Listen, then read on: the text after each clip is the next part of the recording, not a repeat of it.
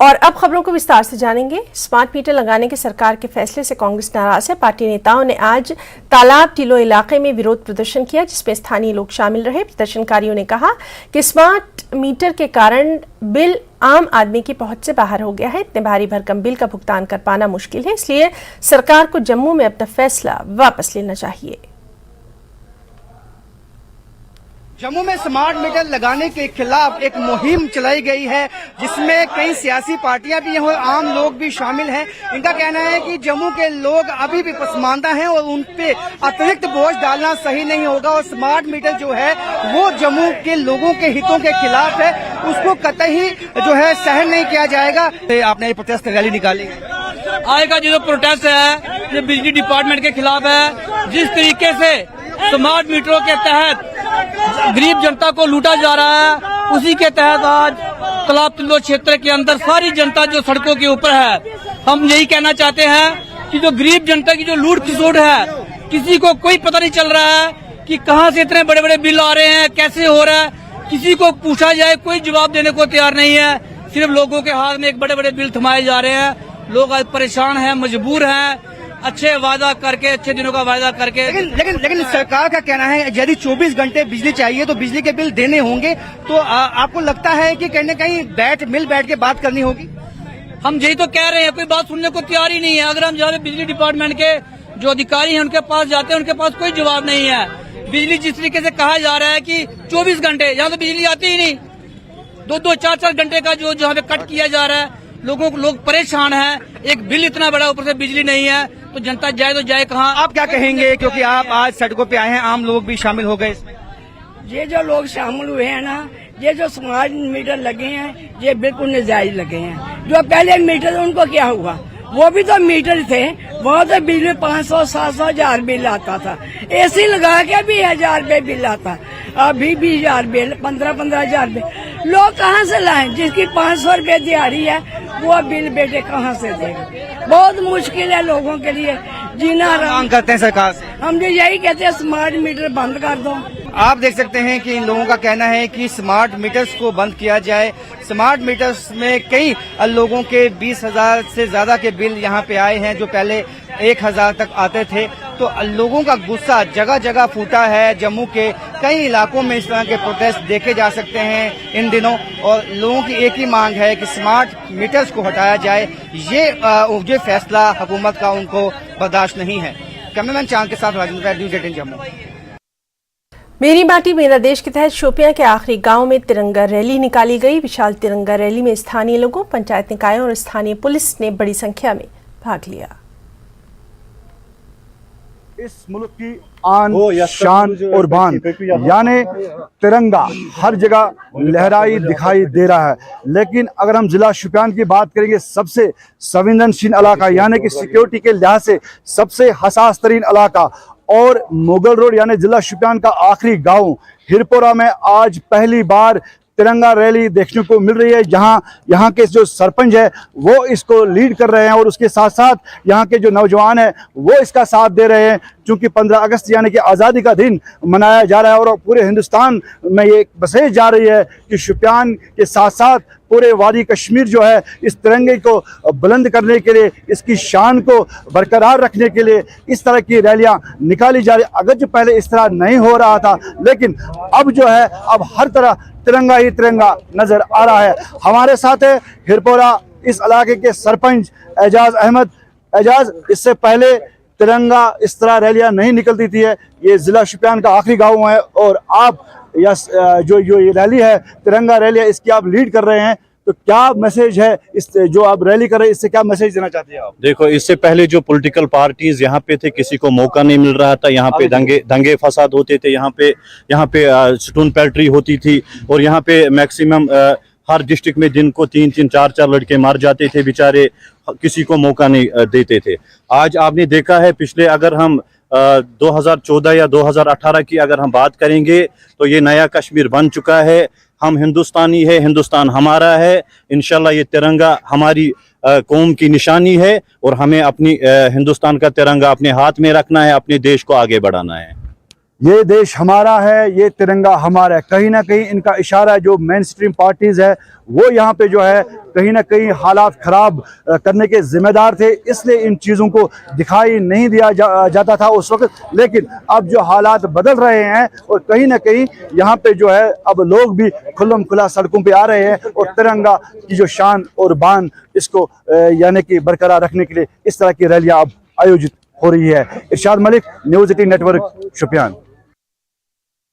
मेरी माटी मेरा देश कार्यक्रम का आयोजन नगर पालिका समिति मागाम द्वारा मागाम बडगाम में सब डिवीजन बीरवा और बडगाम पुलिस के सहयोग से किया गया। कार्यक्रम में देश की रक्षा के लिए शहीद हुए जवानों को श्रद्धांजलि दी गई। शहीद पुलिस जवान इकबाल हुसैन के नाम पर सूफीपुरा मागाम गवर्नमेंट डिग्री कॉलेज के सामने यादगार तख्ती लगाई गई। इसका उद्घाटन शहीद इकबाल अहमद के पिता ने किया। इस मौके पर शहीद इकबाल हुसैन के परिजनों ने खुशी जताई। इकबाल हुसैन 2002 में उधमपुर में आतंकियों से लड़ते हुए शहीद हो गए थे। हमारे लिए फ़ख्र की बात, शहीद कभी मरता नहीं, शहीद हमेशा ज़िंदा है। जो भी शहीद होता है वो हमेशा ज़िंदा है, वो कभी मरता नहीं। इसीलिए हम उनके भाई, हम फैमिली मेम्बर्स हैं। तो हम खुशी इजहार करते हैं आज के गवर्नमेंट और महकमा जो है इसको इन शहीदों को याद करते हैं बार बार। हमेशा जब भी आता है कोई ऐसी फंक्शन हो, चाहे यौम आज़ादी हो, चाहे रिपब्लिक डे हो, उन पर इनको याद करते हैं। ये हमारे लिए फ़ख्र की बात है। तो ये भी एक खुश आयन बात है कि इसके नाम पर यह एक संग बुनियाद रखी है, ये नस्ब किया गया।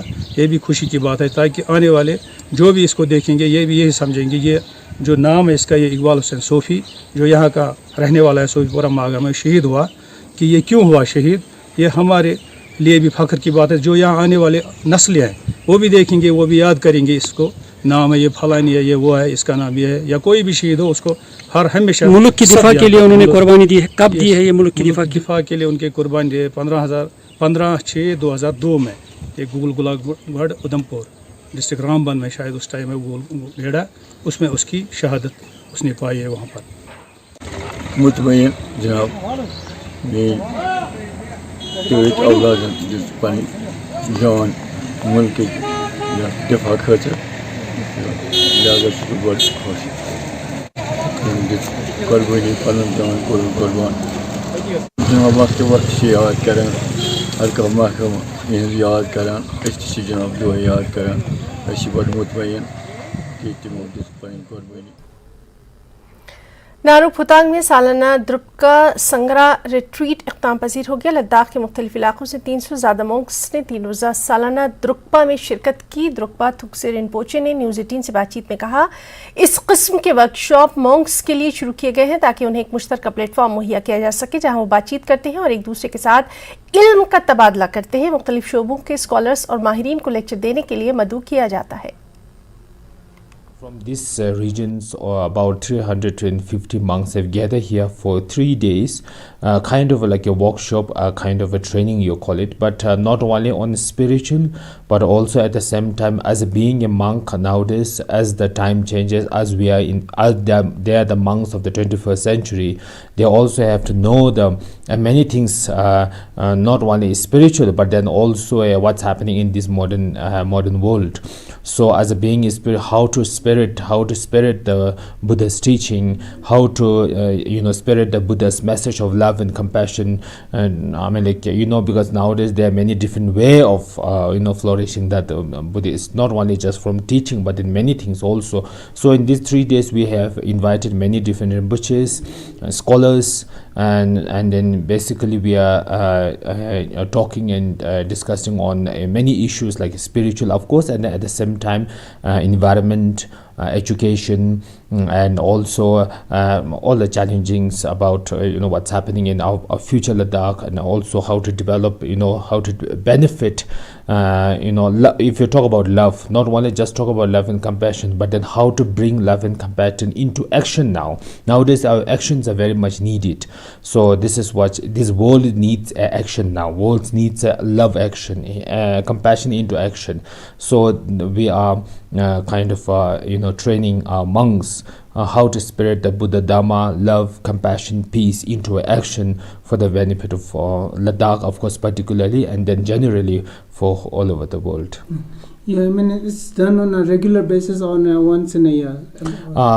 We have started from last year, and we are hoping that actually right now it's become annual. We do it once in a year only, but then I'm hoping that we will do it maybe twice or 3 times in a year, because I think monks are very much needed to be updated nowadays. So this is kind of my initiative, what all monks should be updated according to this 21st century. Lok Sabha में कांग्रेस के leader Adhir Ranjan Chaudhary के निलंबन पर NC सांसद doctor Farooq Abdullah ने अफसोस का इजहार किया और कहा कि आखिरी दिन एक अच्छे सदस्य को निलंबित किया गया। मुझे सख्त अफसोस है कि एक अच्छे मेंबर को इन्होंने आखिरी दिन सस्पेंड किया, बहुत अफसोस हुआ। कैसे देखते हैं प्रधानमंत्री के स्पीच को सर? No confidence. पूर्व केंद्रीय मंत्री मुख्तार अब्बास नकवी ने डॉक्टर फारूक अब्दुल्ला के द्वारा पाकिस्तान और अधीर रंजन चौधरी को लेकर बयान पर सख्त प्रतिक्रिया दी है। जम्मू कश्मीर के पूर्व मुख्यमंत्री फारूक अब्दुल्ला के द्वारा एक बार फिर से पाकिस्तान को लेकर विवादित बयान दिया गया। हमारे साथ ज्यादा बातचीत के लिए है पूर्व केंद्रीय मंत्री मुख्तार अब्बास नकवी साहब। फारूक अब्दुल्ला बार बार जिक्र करते हैं पाकिस्तान का। उन्होंने कहा कि पाकिस्तान से बात कीजिए, युद्ध कीजिए, रोक क्यों रहा है, हमें पाकिस्तानी क्यों कहते हैं? बेगानी शादी में अब्दुल्ला दीवाने। अब जिस वक्त सर्जिकल स्ट्राइक हुई थी, एयर स्ट्राइक हुई थी, तो ये कुछ लोग जो है इन्हीं के साथी संगी और खुद उस पर सवाल खड़ा कर रहे थे, सबूत मांग रहे थे। जहां तक सवाल है, जो भी आतंकवाद और आतंकवादी घटनाएं करेगा उसको उसका जवाब मुंहतोड़ मिलेगा। उसके लिए किसी को बिना मांगी सलाह देने की जरूरत नहीं है। बार बार कहते हैं पाकिस्तान से बात करिए। अच्छा ये बताइए, टेरर और टॉक एक साथ चल सकती है क्या? एक तरफ जो है वो एक व्यवस्था और एक संस्था और एक देश के हाथ में आतंकवाद की बंदूक, और हम जो है वो शांति का फूल लेके घूमे और कहें कि तुम आतंकवाद की बंदूक चलाते रहो, गोले चलाते रहो, लोगों के बेगुनाहों का कत्लेआम करते रहो, और हम कहें बाहरों फूल बरसाओ, मेरा महबूब आया है। ये होगा नहीं। फारूक अब्दुल्ला ने इस बात को लेकर अफसोस जताया कि जिस तरीके से अधीर रंजन चौधरी को सस्पेंड किया गया, उन्होंने कहा कि एक अच्छे आदमी को, एक अच्छे सदस्य को आखिरी दिन सस्पेंड कर दिया गया। समझ लेना चाहिए सबको, बोली की स्वतंत्रता गाली की उद्दंडता नहीं हो सकती। कुछ लोगों ने बोली की स्वतंत्रता को गाली की उद्दंडता बनाया। आखिरी सवाल तो ये थे मुख्तार अब्बास नकवी, जिन्होंने कहा कि जिस तरह से हिंसा और एक तरफ से आतंकवाद और दूसरी तरफ से बातचीत, ऐसा नहीं हो सकता। खुरम शहजाद, न्यूज़ 18 दिल्ली। नून एट 3 में वक्त एक छोटी सी ब्रेक का, चल लौटेंगे।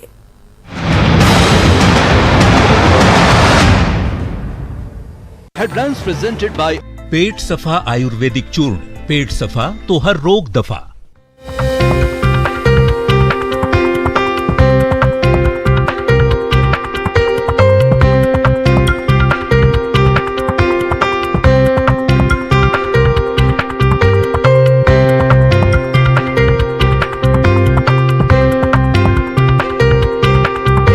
प्रेजेंटेड बाय पेट सफा आयुर्वेदिक चूर्ण। पेट सफा तो हर रोग दफा।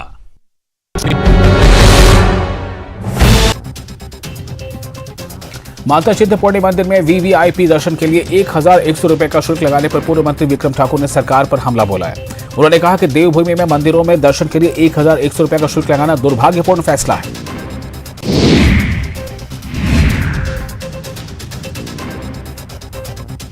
राज्यपाल श्री प्रताप शुक्ल ने चंडीगढ़ शिमला NH 5 पर चक्की मोड़ के पास बीते दिनों बारिश से हुए नुकसान और क्षतिग्रस्त हुए NH का जायजा लिया। इस दौरान डीसी सोलन मनमोहन शर्मा और अन्य विभागों के अधिकारी मौके पर मौजूद रहे।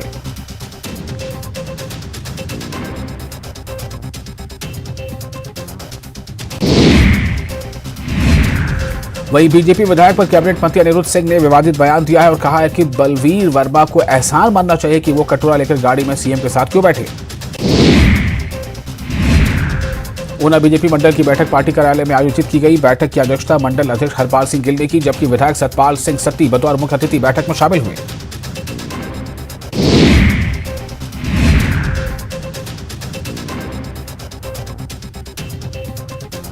माता चिंतपूर्णी मंदिर में वीवीआईपी दर्शन के लिए 1100 रुपए का शुल्क लगाने पर पूर्व मंत्री विक्रम ठाकुर ने सरकार पर हमला बोला है। उन्होंने कहा कि देवभूमि में मंदिरों में दर्शन के लिए 1100 रुपए का शुल्क लगाना दुर्भाग्यपूर्ण फैसला है।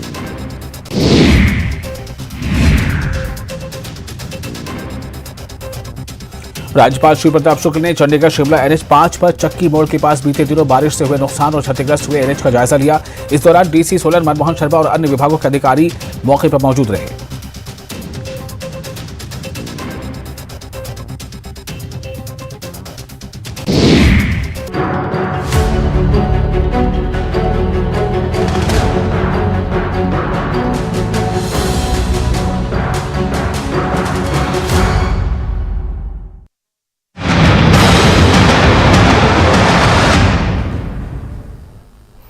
ब्रेक के बाद खबरों में आगे बढ़ेंगे। खबर हिमाचल के चंबा से है, जहां पहाड़ गिरा है, 7 लोगों की मौत की खबर है। भाजपा लीडर हंसराज ने PWD-XEN पर FIR की मांग की है। भाजपा ने सरकार पर लापरवाही के आरोप लगाए हैं। विधायक हंसराज ने कहा कि सरकार लापरवाह है। तो चंबा में पहाड़ गिरा, 7 लोगों की मौत। भाजपा ने PWD-XEN पर FIR की मांग की है। भाजपा ने सरकार पर लापरवाही के आरोप लगाए हैं। विधायक हंसराज ने कहा कि सरकार लापरवाह।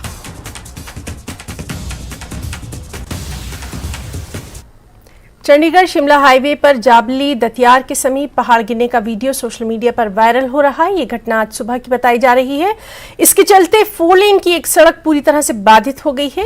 इससे पहले चक्की मोड़ और तम्मू मोड़ पर मलबा गिरने से नेशनल हाईवे पहले ही बाधित है। अब कसौली जंगीशु मार्ग और नाहन शिमला रोड को वैकल्पिक मार्ग के तौर पर इस्तेमाल किया जा रहा है।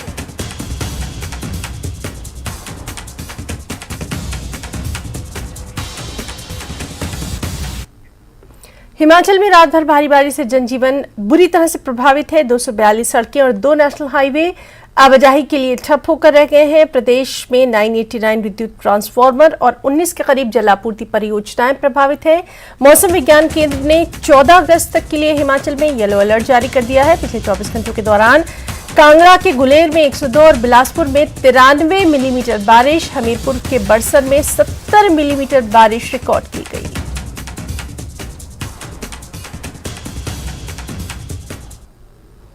नालागढ़ से खबर है, जहां बीती रात हो रही तेज बारिश ने एक बार फिर तबाही बर्पा कर दी है। नालागढ़, रामशहर ढोली, स्वारघाट, शिमला, भ्यूंखरी, रामशहर, साई बद्दी समेत आधा दर्जन मार्ग पूरी तरह से बंद है। आधा दर्जन मार्गों पर जगह जगह लैंडस्लाइड है। सैकड़ों गाड़ियां फंसकर रह गई हैं। लोगों ने सरकार और प्रशासन से सभी रास्तों को जल्द खोलने की मांग की है।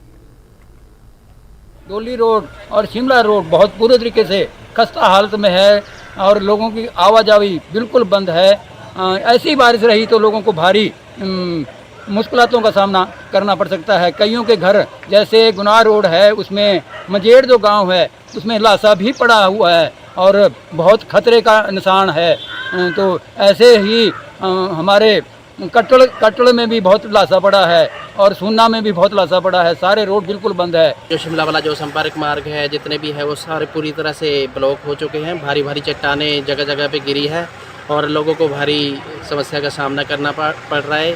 और बहुत से लोग यहाँ बस स्टैंड पे भी खड़े हैं, रामशहर में अपने गंतव्य तक नहीं पहुँच पा रहे हैं। हालांकि प्रशासन भी पूरी मदद कर रहा है, लेकिन बारिश ही इतनी ज़्यादा हो रही है कि आपको पता ही है कि निश्चित तौर पर प्रॉब्लम आती है रोड खोलने में, क्योंकि जब तक बारिश नहीं हटेगी तब तक रोड खोलने मुमकिन नहीं है।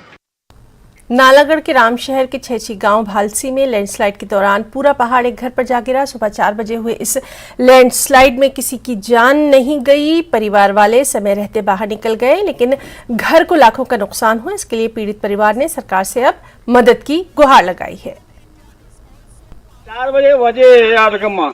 अच्छा, हाँ जी, हाँ जी, रात को 4 बजे। अच्छा, और तो पूरा रास्ता आ गया नीचे वो।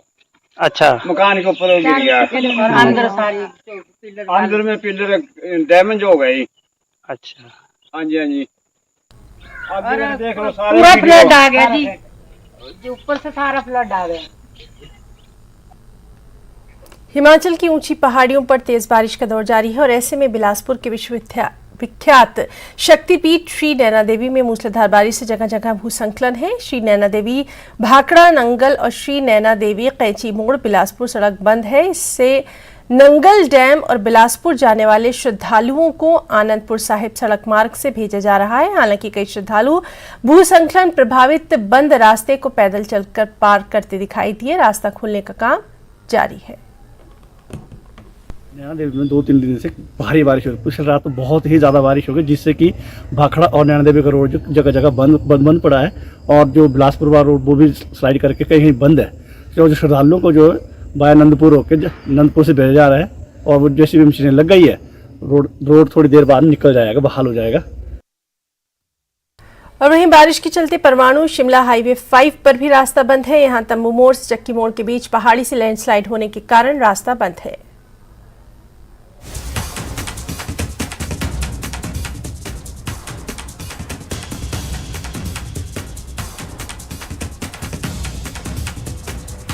हिमाचल में ऑपरेशन लोटस को लेकर नेता प्रतिपक्ष जयराम ठाकुर समेत भाजपा के कई नेता दावा कर चुके हैं। अब कैबिनेट मंत्री अनिरुद्ध सिंह ने इस पर पलटवार किया और कहा कि बीजेपी के कई विधायक कांग्रेस के कांटेक्ट में हैं, वो कांग्रेस में शामिल होना चाहते हैं। भाजपा ने कई राज्यों में सीबीआई और ईडी का डर दिखाकर एमएलएस को तोड़ा है, लेकिन हिमाचल में भाजपा सफल नहीं हो सकती। उन्होंने कांग्रेस नेताओं के ट्वीट पर कहा कि कांग्रेस में कोई खिचड़ी नहीं है, सब एकजुट है।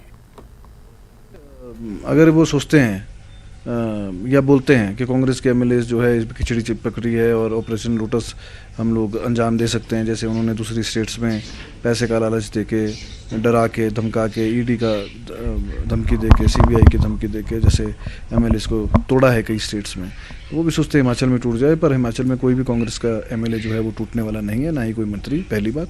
दूसरी बात, संपर्क में तो बीजेपी के विधायक हैं ही हैं कि कब हमारे को कांग्रेस में ले रहे हैं, उसमें क्या है। कितने विधायक? देखिए ये समय आने पे आपको पता चलेगा। देखिए वो तो कयास राजनीति गर्म रखने के लिए भाजपा जो है ये छोटी छोटी बातें उठा के उसका तूल बनाती है, इसका कोई औचित्य नहीं है।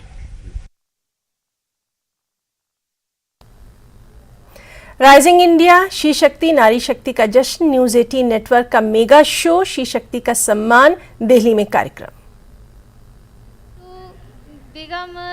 In the science field. Excellent.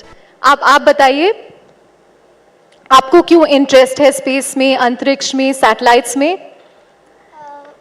My name is Hina Sahu और मैम ने जब हमें ये मिशन कराया, इसमें भाग कराया हमें, तो सबसे पहले हमें नहीं पता था कि अंतरिक्ष क्या होता। हम सोचते भी नहीं थे अंतरिक्ष के बारे में। हम सिर्फ देखते थे कि हाँ होता है, पृथ्वी में के आगे भी कुछ होता है जो हम आसमान में देखते हैं। पर जब हम इस प्रोग्राम में भाग लिए तब पता चला कि अंतरिक्ष क्या होता है, अंतरिक्ष में क्या है। तो जब हम ये प्रोग्राम करते जाते थे, मतलब किए, तब हमें लगा कि नहीं, हमें इससे आगे बढ़ना है। अब हमें अंतरिक्ष में आगे बढ़ना है और जाकर देखना है कि अंतरिक्ष से हमारा भारत देश कैसे दिखता है। जैसे हमारा Superb. One after the other, these girls are just remarkable. They deserve a bigger round of applause. I'm going to let the girl from Kerala have the last word. Tell us what your dreams and aspirations are.